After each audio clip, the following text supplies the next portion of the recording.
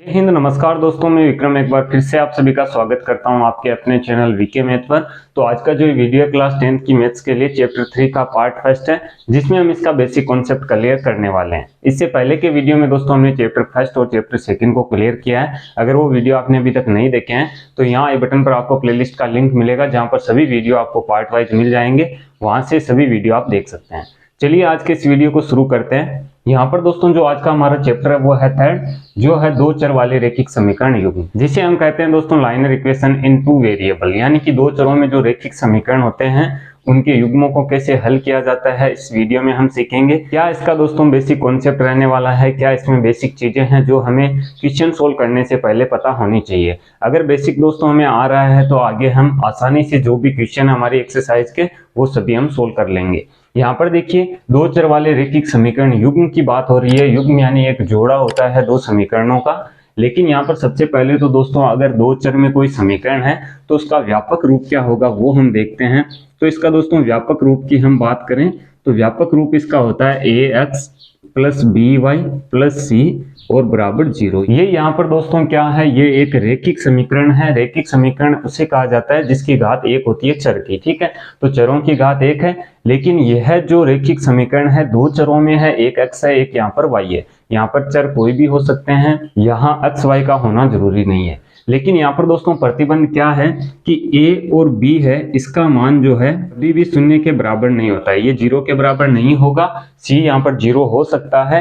तो ये क्या है, ये है दोस्तों दो चरों में रैखिक समीकरण। यहाँ पर दोस्तों हमें दो समीकरण दिए जाएंगे, दोनों समीकरणों को हमें हल करना होगा।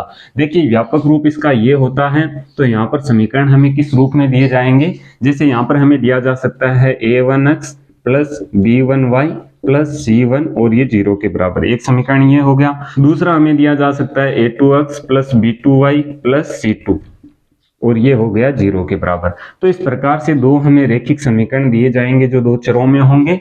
अब यहाँ पर देखिए इन्हें सरल कैसे किया जाता है इसके बारे में हम सीखेंगे। तो यहाँ पर देखिए सरल करने के लिए दो विधियां हैं।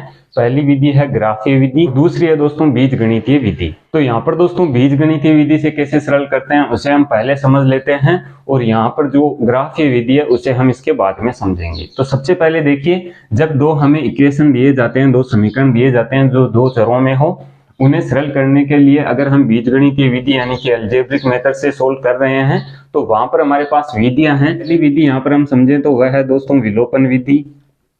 विलोपन विधि से इन समीकरणों को हल किया जा सकता है। दूसरी विधि है प्रतिस्थापन विधि, और तीसरी विधि है जो है यहाँ पर दोस्तों वज्र गुणन विधि। यहाँ पर ये तीन विधियां हैं दो चरों में समीकरण को सरल करने के लिए। यहाँ पर देखिए एक एक करके सभी को हम समझते हैं। जो यहाँ पर सबसे पहला पॉइंट है उसमें है दोस्तों विलोपन विधि। विलोपन विधि से जो दो चर में समीकरण होते हैं रैखिक, उन्हें किस तरीके से हल किया जाता है। यहाँ पर दोस्तों मान लीजिए हमें दो समीकरण दिए जाते हैं। यहाँ पर देखिए a1 है b1 है c1 है, a2 है b2 है c2 है। ये क्या है, यहाँ पर a1 है जो x का गुणांक है, b1 है जो y का गुणांक है। तो यहाँ पर जो संख्याएं होगी वो हमें अलग अलग दी जाएगी। जैसे a1 का मान अलग है, b1 का कुछ और है, c1 का कुछ और है, a2 का कुछ और है, b2 का कुछ और है, c2 का कुछ और है। ठीक है, तो जो समीकरण होगा वो 0 के इक्वल होगा। अब यहाँ पर देखिए विलोपन विधि में क्या करते हैं, विलोपन विधि में दोस्तों एक पद को विलुप्त किया जाता है। जहां पर दो समीकरण हमें दिए जाएंगे, दोनों को हम व्यवस्थित करेंगे। दोनों समीकरणों को या तो घटाया जाएगा या जोड़ा जाएगा, वो वहां पर स्थिति देख के होगा। जब हम आगे क्वेश्चन सोल्व करेंगे तो अच्छे से समझ में आएगा। यहाँ पर देखिए क्या करते हैं विलोपन विधि में, जैसे मान लीजिए x के पद को विलुप्त कर देते हैं। यहाँ पर c1 और c2 अचर पद रहते हैं तो इन्हें उधर पक्षांतरण कर देते हैं और यहाँ से y का मान निकाल लिया जाता है। y का मान ज्ञात करने के बाद में जो भी y का मान यहाँ पर आता है उसे समीकरण नंबर या तो 1 में या 2 में रख के हम x का मान ज्ञात कर लेते हैं। तो यहाँ पर x और y का मान ज्ञात हो जाएगा, वही समीकरण का क्या होगा, हल होगा। ठीक है, तो ये हो गई हमारी विलोपन विधि। इसके भी क्वेश्चन हम आगे सोल्व करेंगे।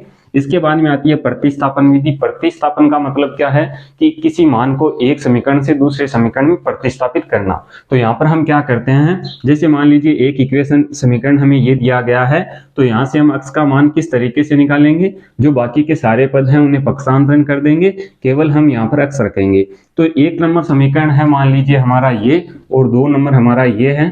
तो 1 नंबर समीकरण से जो मान हमने x का निकाला है, जो काल्पनिक मान है, उसे हम प्रतिस्थापित करेंगे। यहाँ पर रैखिक समीकरण दूसरा हमें दिया गया है उसमें, तो यहाँ पर x का मान रखेंगे, बाकी को उधर पक्षांतरण करेंगे। यहाँ से दोस्तों y का मान हमें ज्ञात हो जाएगा, तो y का जब मान ज्ञात होगा उसे फिर से समीकरण नंबर 1 में रख देंगे, तो वहां से हमें x का मान ज्ञात हो जाएगा। तो इस प्रकार से प्रतिस्थापन विधि में मान को प्रतिस्थापित किया जाता है, विलोपन में एक पद को विलुप्त किया जाता है। ठीक है, अब यहाँ पर आता है वज्र गुणन विधि। तो वज्र गुणन विधि क्या है, जैसे दो इक्वेशन हमें दिए गए हैं, जो दो समीकरण है रैखिक समीकरण, तो यहाँ पर देखिए a1 है, b1 है, c1 है, इन तीनों के लिए वज्र गुणन विधि हम किस तरीके से प्रयुक्त करते हैं। देखिए यहाँ पर दोस्तों वज्र गुणन विधि के लिए एक फॉर्मूला है, जो किस प्रकार से, जैसे x के बटे में यहाँ पर वज्र गुणा हमें कराना होगा, इसके बराबर y के बटे में कराना होगा, और यहाँ पर c जो अचर पद है उसे हम 1 रखेंगे। ठीक है, और इसके बटे में भी वज्र गुणा कराना होगा। अब देखिए वज्र गुणा किस तरीके से कराते हैं वो भी हम समझ लेते हैं। तो यहाँ पर दोस्तों देखिए इसका फॉर्मूला कैसे बनता है इसे हम समझते हैं। यहाँ पर x का पद हम ले रहे हैं, तो यहाँ पर x वाले गुणांकों को हम छोड़ देंगे, यहाँ पर ये गुणांक हम लिखेंगे, जो यहाँ पर है दोस्तों b1 b2 इस प्रकार से, और यहाँ पर हम रखेंगे c1 और c2। ठीक है, इसके बाद में y के लिए हम चलते हैं, तो यहाँ पर दोस्तों y के गुणांक है उन्हें हम छोड़ देते हैं, b1 b2 को आगे वाले लिखते हैं, तो यहाँ पर हम लिखेंगे c1 c2, और a1 a2 रह गया तो a1 बट्टे a2। ठीक है, यहाँ पर दोस्तों अचर पद के लिए ले रहे हैं, तो c1 c2 को छोड़ देंगे, यहाँ पर ये हम लिखेंगे, तो यहाँ पर हम लिखेंगे a1 a2 और b1 b2। ठीक है, यहाँ पर देखिए इतना करने के बाद में हमें क्या करना होता है, इनका हम वज्र गुणा यानी कि तिरछा गुणा कराते हैं, और तिरछा गुणा करा के हम इनको घटा देते हैं आपस में। ठीक है, तो इनका पहले तो हम वज्र गुणा यानी कि तिरछा गुणा कराएंगे और इन्हें घटा देंगे। चलिए आगे हम करते हैं, किस तरीके से करेंगे। देखिए यहाँ पर दोस्तों x के लिए मान था, तो x के लिए क्या आया था, यहाँ पर हमने किया था b1 का गुणा c2 से, तो यहाँ पर हम लिखेंगे b1 गुणा c2 माइनस यहाँ पर b2 गुणा c1। ठीक है, b2 गुणा c1 ये इसका फॉर्मूला है, और y अपॉन हम क्या करेंगे c1 गुणा a2, तो c1 गुणा a2 माइनस c2 गुणा a1, तो c2 गुणा a1। अब यहाँ पर देखिए अचर पद के लिए आएगा, तो 1 बटे हम क्या करेंगे, यहाँ पर a1 गुणा b2 करेंगे, तो a1 गुणा b2 हो जाएगा, और a2 गुणा b1 होगा, तो माइनस करेंगे a2 गुणा b1। तो इस तरीके से ये फॉर्मूला चलेगा। अब यहाँ पर a1 b1 c1 और a2 b2 c2 के हम मान ज्ञात करेंगे, यहाँ पर मान हम रखेंगे। उसके बाद में देखिए क्या करना होता है, जो x का पद होता है उसे हम रखते हैं अचर पद के इक्वल, जो y का पद होता है उसे भी हम अचर पद के इक्वल रखते हैं, और x और y का इससे क्या मान आता है वो हम ज्ञात कर लेते हैं। तो यह है दोस्तों वज्र गुणन विधि। उम्मीद करता हूं कि विलोपन विधि, प्रतिस्थापन विधि और वज्र गुणन विधि आपके समझ में आई होगी। यहाँ पर आगे जब हम इसकी जो एक्सरसाइज है वो सोल्व करेंगे, यहाँ पर हम अच्छे से इस विधि को समझेंगे। तो ये दोस्तों इसका है बीजगणितीय हल, यानी कि दोस्तों यहाँ पर जो लाइनर इक्वेशन हमें दिए जाते हैं दो चरों में, उन्हें दोस्तों बीजगणितीय रूप में किस तरीके से हल करते हैं, ये इनका मेथड रहने वाला है। देखिए ग्राफ में जब हम ग्राफ खींचते हैं, इसके जो समीकरण है उनकी लाइन ड्रॉ करते हैं, किस तरीके से करते हैं। यहाँ पर दोस्तों मान लीजिए ग्राफ पेपर है, तो बीचों बीच हमें एक खड़ी लाइन खींचनी होती है और एक हमें आड़ी लाइन खींचनी होती है। ठीक है, तो जो खड़ी लाइन होती है उसे कहते हैं वाई एक्स, तो इसे तो हम कह देंगे वाई एक्स। ठीक है, और जो आड़ी लाइन होती है इसे कहा जाता है एक्स एक्स, या दोस्तों इसे हम कहते हैं ऊर्ध्वाधर रेखा जो खड़ी रेखा है, और जो आड़ी रेखा है उसे कहते हैं क्षैतिज रेखा। अब यहाँ पर दोस्तों देखिए जहां पर दोनों लाइनें मिलती हैं वहां पर ये होता है ओ बिंदु, इसे हम रखते हैं जिसे मूल बिंदु कहते हैं, और इसके निर्देशांक हमेशा 0 0 रहते हैं। ठीक है, अब देखिए निर्देशांक क्या होते हैं, सबसे पहले तो ये हम समझ लेते हैं। जैसे ग्राफ हमें दिया गया है, तो y पर जो मान चलेंगे वो y के मान होंगे, अक्ष पर जो मान चलेंगे वो अक्ष के मान होंगे। ठीक है, यहाँ पर मान किस तरीके से चलते हैं, जैसे यहाँ पर मान लीजिए ये बिंदु है मूल बिंदु, तो मूल बिंदु से अक्ष अक्ष पर हम अगर राइट की तरफ चल रहे हैं तो यहाँ पर मान प्लस में चलेंगे। जैसे यहाँ पर हम रख देते हैं 1 2 3 4 5, इस प्रकार से मान चलते जाएंगे। जिस तरीके से हम पैमाना लिखते हैं, पैमाना भी अभी मैं लेके आपको बताऊंगा किस तरीके से होता है। और यहाँ पर देखिए जब y एक्स है इसमें ऊपर की तरफ चलते हैं तो यहाँ पर भी मान प्लस में चलते हैं, +1 +2 +3 +4 +5, इस तरीके से आगे चलते जाएंगे। अब यहाँ पर देखिए अक्ष अक्ष पर अगर हम लेफ्ट में चल रहे हैं तो यहाँ पर माइनस में मान चलेंगे, तो -1 -2 -3 -4 -5 इस तरीके से। और y एक्स पर अगर नीचे हम चल रहे हैं तो यहाँ पर भी मान -1 -2 -3 -4 -5 इस प्रकार से चलेंगे। ठीक है, तो ये दोस्तों इस तरीके से इनके मान रखते हैं। और यहाँ पर दोस्तों y अक्ष है, यहाँ पर y डैश से हम इसको दर्शाते हैं, वहां पर अक्ष है तो इसे हम अक्ष डैश से दर्शाएंगे। तो जब यहाँ पर दोस्तों लाइनों के बारे में लिखा जाएगा तो अक्ष को हम इस तरीके से लिखेंगे, अक्ष ओ अक्ष डैश। ठीक है, हो जाएगा दोस्तों अक्ष जिसे हम कह सकते हैं। और जब y को हम लिखेंगे तो y ओ y डैश से इसे हम लिखेंगे। ठीक है, तो ये हो जाएगा हमारा y अक्ष। इस तरीके से इन्हें लिखा जाता है। अब यहाँ पर हमने इनके मान लिख दिए। अब यहाँ पर दोस्तों देखिए क्या होता है, चतुर्थांश इसमें किस तरीके से होते हैं। सबसे पहले तो चतुर्थांश के बारे में हम समझते हैं। तो लाइनों को लिखना हमें आ गया। चतुर्थांश देखिए क्या होता है, यहाँ पर जब हम ये ज्यामिति तल में ये बनाते हैं तो यहाँ पर 4 भागों में इसे बांट देता है। जैसे पहला ये है, दूसरा, तीसरा, चौथा। तो इसे हम कहते हैं प्रथम चतुर्थांश, ये होता है द्वितीय चतुर्थांश, ये होता है तृतीय चतुर्थांश और ये होता है चतुर्थ चतुर्थांश। तो ये इसके 4 चतुर्थांश हैं। अब इनमें देखिए अक्ष और y के मान किस तरीके से चलते हैं। यहाँ पर अक्ष में देखिए प्लस का मान चल रहा है, यहाँ पर y में माइनस का मान चल रहा है। तो जब हम मान लिखते हैं तो मान इस तरीके से लिखा जाता है, पहले अक्ष का और इसके बाद में y का। ठीक है, इस तरीके से सब में मान लिखा जाएगा। तो यहाँ पर देखिए अक्ष के मान प्लस में है तो प्लस लिखेंगे x के लिए, y के मान यहाँ पर प्लस में है तो प्लस लिखेंगे y के लिए। इसी तरीके से इसमें होगा, देखिए यहाँ पर पहले x के मान लिखेंगे तो सेकंड जो चतुर्थांश है इसमें क्या होगा, x का मान माइनस होगा, y का मान प्लस चल रहा है तो प्लस होगा। तीसरे में हम लिखना चाहें तो किस तरीके से लिखेंगे, देखिए x के माइनस में चल रहे हैं, y के भी माइनस में चल रहे हैं, तो दोनों के मान क्या होंगे, माइनस में होंगे। अगर चतुर्थांश में हम देखें तो यहाँ पर x के प्लस में चल रहे हैं तो प्लस में लिखेंगे, y के माइनस में चल रहे हैं तो यहाँ पर माइनस में लिखेंगे। ठीक है, तो यहाँ पर दोस्तों हमने मान लिखना समझ लिया है कि किस तरीके से लिखते हैं। अब यहाँ पर देखिए जब कोई बिंदु हमें दिए जाते हैं, जैसे मान लीजिए आपको कोई मान दिया गया y का और x का। ठीक है, जैसे x के हैं 3 और y के हैं -2, तो किस तरीके से प्रदर्शित करेंगे, यहाँ पर किस तरीके से दर्शाएंगे। देखिए x के 3 प्लस के यहाँ पर आए हैं, y के -2 हैं, तो प्लस माइनस कहाँ पर होता है, प्लस माइनस होता है दोस्तों यहाँ पर चतुर्थांश में। ठीक है, तो यहाँ पर प्लस के में x के चल रहे हैं, x के प्लस के कितने 3 हैं तो 3 यहाँ पर है, y के -2 हैं तो -2 यहाँ पर है। तो ग्राफ जब हम बनाएंगे तो ग्राफ में हमें लाइनें दी जाएगी, अच्छे से हम समझेंगे आगे। तो यहाँ पर देखिए माइनस की तरफ से हम चलेंगे इधर, और प्लस के जो 3 हैं x के, इसके सीधे में यहाँ पर लाइन आएगी और इधर से एक लाइन आएगी। जहाँ पर ये दोनों लाइनें मिलेगी वही बिंदु हमारा क्या होगा, 3 और -2 बिंदु होगा। ठीक है, इसी तरीके से मान लीजिए आपको और मान दिए गए, यहाँ पर x का आपको 5 दिया गया, y का आपको 6 दिया गया, तो दोनों प्लस के हैं, दोनों प्लस के प्रथम चतुर्थांश में होते हैं।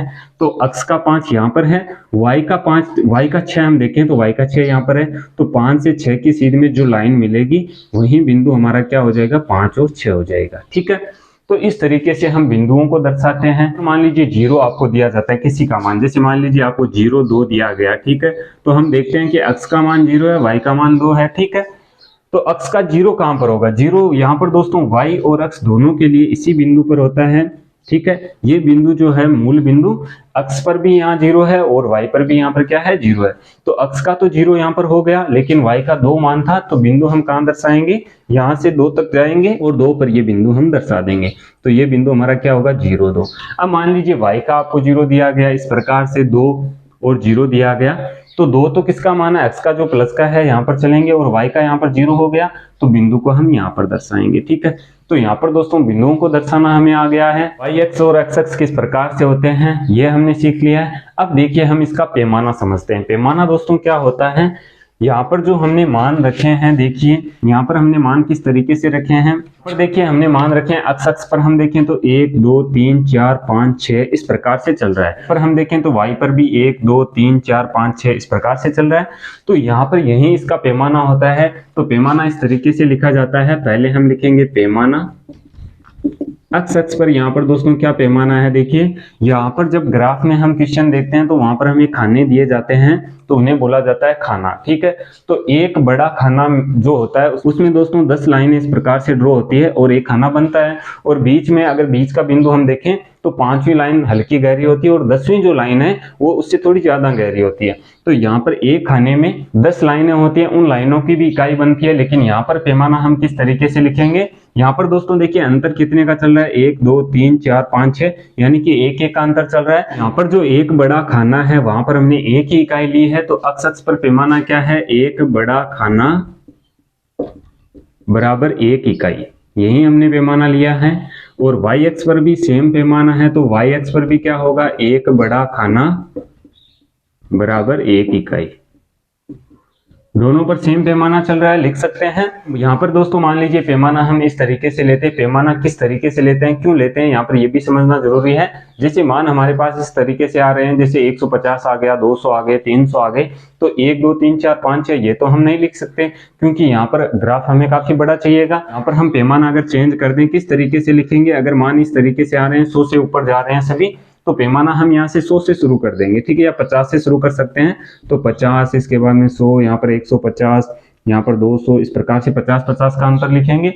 तो यहाँ पर क्या पैमाना बनेगा, देखिए एक्स अक्ष पर अगर हम पैमाना देखते हैं तो यहाँ पर दोस्तों एक बड़ा खाना बराबर किसके हो जाएगा, 50 इकाई के। तो यहाँ पर एक्स अक्ष का पैमाना क्या होगा, एक बड़ा खाना बराबर 50 इकाई। तो जितनी इकाई हम ले रहे हैं उतनी इकाई हम लिखेंगे। यहाँ पर देखिए ये भी जरूरी नहीं है कि एक्स और वाई पर पैमाना सेम होना चाहिए। यहाँ पर 50 इकाई ले रहे हैं, यहाँ पर आप जैसे 100, 200, 300, 400, इस प्रकार से 500, तो यहाँ पर एक वाई एक्स पर अलग पैमाना हो जाएगा, एक बड़ा खाना बराबर 100 इकाई हम कर सकते हैं। तो इस तरीके से दोस्तों पैमाना लेते हैं, इस तरीके से पैमाना लिखते हैं। बिंदु किस तरीके से दर्शाते हैं ये मैंने आपको बता दिया है। लेकिन यहाँ पर दोस्तों जो बिंदु हमारे पास आ रहे हैं वो किस तरीके से आएंगे, कैसे हम समीकरण से उन्हें ज्ञात करेंगे, किस प्रकार से ग्राफ हम बनाएंगे, वो भी हम समझ लेते हैं। तो यहाँ पर देखिए दो हमें इक्वेशन दिए रहते हैं, जो यहाँ पर दोस्तों रैखिक समीकरण युग्म होते हैं दो चरों में। उसमें दोस्तों एक्स और वाई दोनों के चर होते हैं, तो एक्स और वाई दोनों के मान निकल के आएंगे। जैसे मान लीजिए यहाँ पर हम देखते हैं कि एक इक्वेशन हमें दिया गया है, यहाँ से मैं हटा रहा हूं इसे। यहाँ पर दोस्तों मान लीजिए दो इक्वेशन हमें दिए गए हैं, ठीक है। तो पहला होगा a1x b1y और c1, और एक होगा a2x b2y और c2, ठीक है, और दोनों होंगे 0 के इक्वल। तो यहाँ से हम क्या करते हैं, जैसे दो समीकरण हमें दिए गए हैं, यहाँ पर दोस्तों मान लीजिए पहला समीकरण हमारे पास था a1x plus b1y plus c1 बराबर है 0 के, ठीक है। तो यहाँ पर a b c के कुछ मान होंगे, और यहाँ से हम क्या करेंगे, देखिए या तो हम x के बराबर रखेंगे या इसे y के बराबर रखेंगे, ठीक है। बाकी के सारे मान उधर पक्षांतरण होंगे। अब यहाँ पर हमें जैसे मान लीजिए x के बराबर हम पूरे समीकरण को करते हैं, तो यहाँ पर y का पद होगा, तो y के हमें यहाँ पर मान रखने हैं इस तरीके से। जैसे यहाँ पर मान लीजिए y का मान हम 1 रख रहे हैं, तो x का मान इसके नजदीक आना चाहिए, जैसे 3 आ जाए, -1, -2, -5, 6 तक, जैसे यहाँ पर हमने संख्याएं रखी इस तरीके से आना चाहिए। तो यहाँ पर y के हम कम से कम 3 मान रखेंगे या 2 मान रखेंगे, जिससे कि दोस्तों हम इसका एक आलेख खींच सकें, एक लाइन ड्रॉ कर सकें एक इक्वेशन के लिए। तो यहाँ पर दोस्तों जैसे मान लीजिए ये हमारे पास इक्वेशन था, यहाँ पर कोई संख्याएं थी, यहाँ पर हमने y के मान रखे, जैसे मान लीजिए 1 हमने रखा, 2 रखा, 3 रखा, इस प्रकार से हमारे पास इसके मान आए x के। यहाँ पर मान लीजिए 3 आ गया, 2 आ गया, 1 आ गया, ठीक है। तो इस प्रकार से यहाँ पर देखिए इसके 3 बिंदु बनेंगे। 3 बिंदु यहाँ पर दोस्तों किसके हैं, x के हैं, और 3 ही बिंदु किसके हैं, y के हैं। तो y का देखिए मान 1 है, 2 है, 3 है, x का मान यहाँ पर 3 है, 2 है, 1 है। तो पहला बिंदु किस तरीके से होगा, x और y का मान रखेंगे तो पहला बिंदु 3 1 हो जाएगा। दूसरा देखिए 2 और 2 हो जाएगा, तो 2 और 2 हो जाएगा। तीसरा यहाँ पर देखिए 1 और 3 हो जाएगा, ठीक है। तो इस प्रकार से 3 बिंदु बनेंगे। तीनों बिंदुओं को हम इसे ग्राफ में दर्शाएंगे किस तरीके से, देखिए जैसे 3 1 है, तो यहाँ पर दोस्तों x का मान भी प्लस में है, y का भी प्लस में है, 3 1 है दोस्तों, यहाँ पर प्लस प्लस होता है प्रथम चतुर्थांश में। यहाँ पर हमने मान चेंज कर दिए थे, मान लीजिए यहाँ पर 1 2 3 इस प्रकार से रखे हुए हैं, यहाँ पर भी 1 2 3 इस प्रकार से रखे हुए हैं, ठीक है। अब यहाँ पर देखिए किस तरीके से दर्शाएंगे, यहाँ पर 3 x का है तो x वाली लाइन पर 3 हो गया, और 1 y का है तो 1 यहाँ पर हो गया, ठीक है। दूसरा मान यहाँ पर हम देखें तो दोनों का यहाँ पर दोस्तों 2 2 है, तो 2 ही x का होगा, 2 ही किसका होगा, y का होगा, यहाँ पर आ गया मान लीजिए। तीसरा मान यहाँ पर 1 3 है, तो 1 यहाँ पर x का है, 3 यहाँ पर किसका है, y का है, ठीक है। तो यहाँ पर हम रख देते हैं इसे। अब यहाँ पर देखिए जब हम बिंदु रखेंगे तो बिंदुओं की एक लाइन बनेगी एक समीकरण से। जैसे पहला ये समीकरण था, तो इससे जो ये मान आए हैं, इन बिंदुओं को जब हम मिलाएंगे तो एक सीधी रेखा बनेगी। इसी प्रकार से दोस्तों जो दूसरा हमारा इक्वेशन होगा, जो किस रूप का होगा, a2x plus b2y plus c2 और बराबर 0 के, तो इससे भी 3 बिंदु निकालेंगे और तीनों को मिलाएंगे। तो यहाँ पर मान लीजिए इस तरीके से लाइन जा रही है, या इसके समांतर जा रही है, या इसके संपाती जा रही है, तो इस प्रकार से ग्राफ खींचा जाएगा, ठीक है। तो कोई भी लाइन आ सकती है, यहाँ पर हमें मान रखने हैं y के और x के निकलते जाएंगे, या x के रखें y के निकलते जाएंगे। तो इस तरीके से हम ग्राफ खींचते हैं। अब यहाँ पर देखिए समीकरणों में स्थितियां उत्पन्न होती है, जैसे ग्राफ खींचते हैं तो क्या क्या स्थितियां बनती है, यहाँ पर मान लीजिए दो हमें इक्वेशन दिए गए, पहला ये है, दूसरा ये है। तो A1 और A2, B1, B2 और C1, C2 की हम तुलना करते हैं कि इनके मान कब बराबर हो रहे हैं, इनसे मान बराबर नहीं है, तो वहां पर समीकरण का क्या हल निकलने वाला है, बिना ग्राफ खींचे हम कैसे देखेंगे, चलिए उन स्थितियों को हम समझते हैं। पर दोस्तों मान लीजिए हमारे पास दो इक्वेशन हमें दिए गए हैं जो दो चरों में, पहला है मान लीजिए A1x प्लस B1y और प्लस C1 बराबर है 0 के, दूसरा हमारे पास है A2x plus B2y plus C2 और ये भी बराबर है 0 के। अब यहाँ पर देखिए स्थितियां किस प्रकार से बनेगी। पहली स्थिति में इस प्रकार से अब हो सकता है कि A1 बटे A2 बराबर नहीं हो B1 बटे B2 के, तो इस प्रकार से हम इन A1, A2, B1, B2 के मान निकालेंगे, यहाँ पर रखेंगे और चेक करेंगे कि ये बराबर हो रहा है या नहीं हो रहा है। तो जब इस प्रकार से स्थिति आ जाती है कि A1 बटे A2 बराबर नहीं होता है B1 बटे B2 के, तो यहाँ पर जो दोस्तों दोनों रेखाएं जाएगी वो क्या होगी, प्रतिच्छेद करेगी। प्रतिच्छेद यानी कि एक दूसरे को काटेगी, जैसा कि अभी हमने किया था, दो लाइनें ड्रॉ की थी, पहले समीकरण के लिए और दूसरे समीकरण के लिए।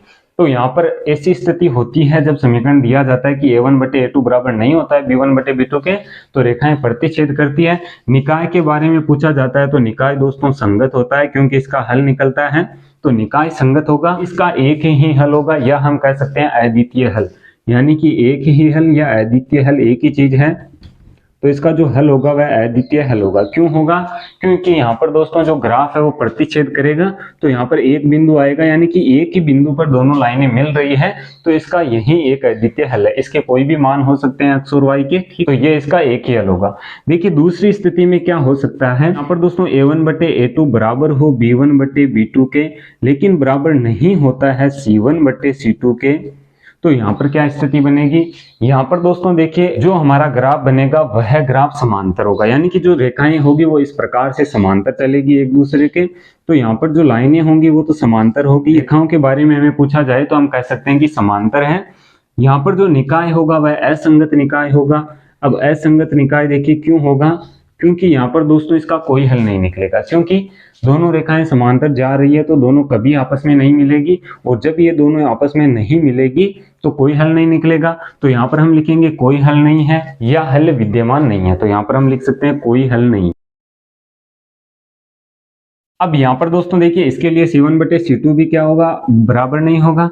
अब देखिए तीसरी स्थिति में क्या है, तीसरी स्थिति में मान लीजिए तीनों ही बराबर हो जाए, A1 बटे A2 बराबर हो जाए B1 बटे B2 के, और ये बराबर हो जाए C1 बटे C2 के। तो इस स्थिति में जो ग्राफ हमारा बनेगा वो किस तरीके से होगा, जैसे मान लीजिए पहला जो समीकरण है उसके लिए ग्राफ इस तरीके से जा रहा है, तो दूसरी जो लाइन है दूसरे समीकरण के लिए वो भी ठीक इसके ऊपर जाएगी, यानी कि एक के ऊपर दूसरा ग्राफ चलेगा। तो यहाँ पर रेखाएं जो एक के ऊपर एक हो उसे संपाती कहते हैं, तो रेखाएं हैं जो संपाती होगी, और संपाती होगी तो दोस्तों देखिए हल कितने होंगे। हल यहाँ पर दोस्तों कहां पर होते हैं, जब रेखाएं मिलती है, तो ये तो शुरुआत से ही मिलती जा रही है, तो जहां भी हम बिंदु रखेंगे वह दोनों समीकरणों का क्या होगा, हल होगा।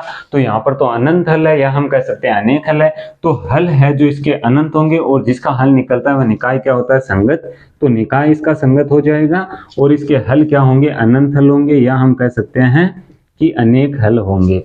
तो इस तरीके से ये तीन स्थितियां बनती है जिसमें दोस्तों जो समीकरण हमें दिए जाते हैं उनसे हम तुलना करते हैं। इस तरीके से दोस्तों हमें पता चलता है कि रेखाएं प्रतिच्छेद करती है, समांतर या संपाती है, निकाय संगत है या असंगत है, हल इसका अद्वितीय है या कोई हल नहीं है, या अनंत हल है। तो यहाँ पर दोस्तों जो चैप्टर 3 है इसका बेसिक कंसेप्ट यही है। बेसिक कंसेप्ट हमने पूरा क्लियर कर लिया है। आगे आने वाले वीडियो में हम इसके क्वेश्चन सोल्व करेंगे, किस तरीके से क्वेश्चन इसके हल होंगे। यहाँ पर जो व्यापक रूप से हमने तुलना की है, यहाँ पर हमें कोई समीकरण दिया रहेगा, ABC के मान यहाँ पर हमें दिए रहेंगे। ठीक है, उम्मीद करता हूं कि आज का ये वीडियो आपको पसंद आया होगा। अगर ये वीडियो आपको पसंद आया तो वीडियो को लाइक और शेयर जरूर कीजिएगा। आगे आने वाले वीडियो देखने के लिए आप इस चैनल को सब्सक्राइब कर सकते हैं। सब्सक्राइब करने के बाद में बेल के आइकन को जरूर प्रेस करें ताकि आगे आने वाले वीडियो के नोटिफिकेशन आपको मिलते रहें। मैं मिलता हूं आपसे इसी की नेक्स्ट वीडियो में, तब तक के लिए जय हिंद, जय भारत, वंदे मातरम।